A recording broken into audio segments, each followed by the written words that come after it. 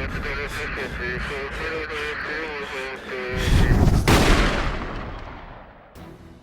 you doing, guys? My name's Chad. I'm here at T1G, and today we're going to be talking about some different considerations when we're looking at knives. We're not going to get into the whole aspect of what makes a fighting knife and what doesn't, but we're going to be talking about how to open them under duress.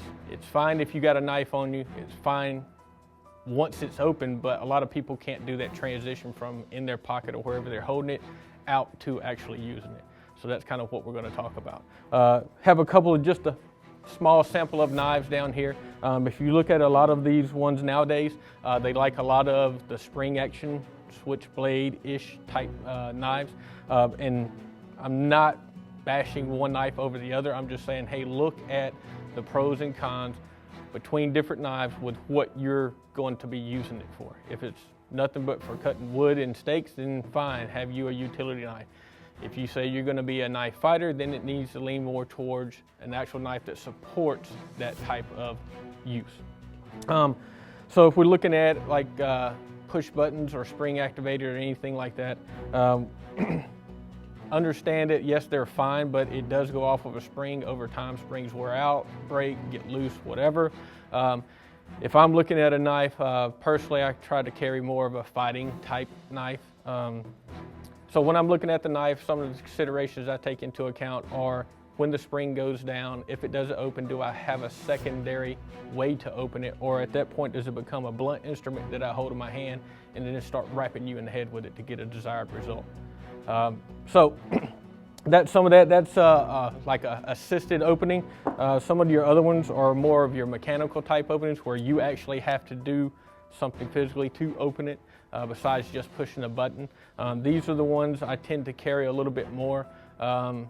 For me, it works a little better, and there's no springs or buttons or anything for dirt to get in, wear out, break, whatever. If I don't open this, then it's on me. That's where the repetition of your training needs to start to come in, and it's not just, hey, I've done it 2,000 times. It needs to be done properly for your perfection of your technique that you're trying to do. Reality is the fastest way to get a knife out and into play is to have a fixed blade. There is no opening. There is none of that stuff to go along with it. There's nothing to worry about spring-wise.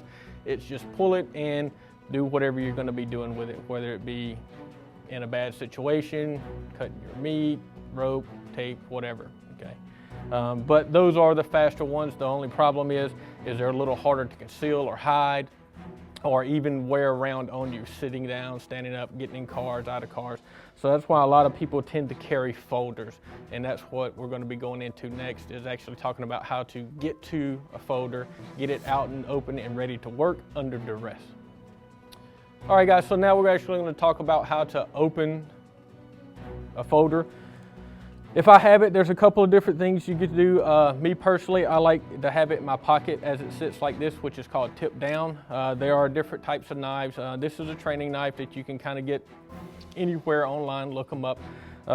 That way, if I am practicing with it, initially I'm not getting the cuts and dropping a good knife on the ground and chipping up the blade and everything else. But it does have different alternate positions that I can put this clip. If I want to carry it tip up, if I'm left-handed, then I can put them on the other side. You'll notice that on mine, I actually put skateboard tape or grip tape to help facilitate the draw.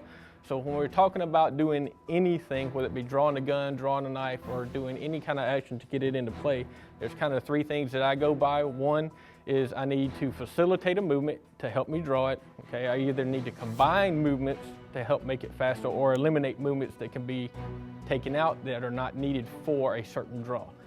So when I look at that and take those three things into account, that's kind of how we here typically do our drawing of a knife. So if I have it in my pocket, it can come down to the types of pockets or types of pants that you're going to be using. Blue jeans, which are kind of cut down and across, are typically your best ones because it doesn't have a slant cut pocket. If you're wearing some of your 511s and things like that, we know that in that slant deep cut pocket, the knife can kind of get turned, twisted, and everything else. But if I'm trying to draw my knife under duress, the first thing I need to do initially is just reach down and slap myself in my pocket in the region of where my knife would be. What that does is it lets me know where it's at. If you think you're going to come straight down and get into it right off the bat, Maybe, but it's not an every time thing, okay? Because the knife might have been shifted during your scuffle or whatever. So I'm going to slap my pocket from there. I'm just going to drive my thumb in and down.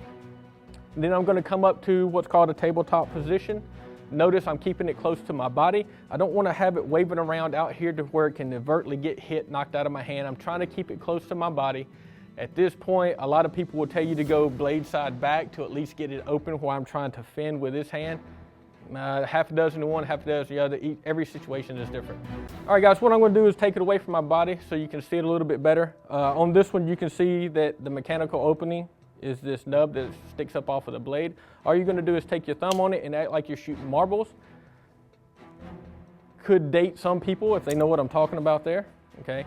But all it is a mechanical opening of you opening the blade. Once it's open from here, then I would turn it and get into whatever grip I'm going to be holding, whether it be a hammer grip, saber grip, or if it was a double edged blade, a complete grip, depending on my training or what I'm going to be trying to do with the weapon. So step by step, real slow. As initially I want to slap my side of my pocket, kind of find out where it's at, drive my thumb in and down, draw up and out to the tabletop, open, and then turn and get to the grip that I want. From there, it's whatever techniques that you need to follow on with. If you have any comments, leave them. Hopefully you liked the video, and we'll see you on the next one.